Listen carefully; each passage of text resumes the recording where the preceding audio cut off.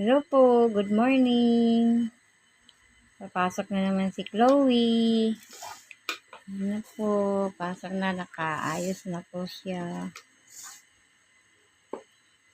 Ayan, tumago sa ilalim ng lamesa at nagsusulat pa.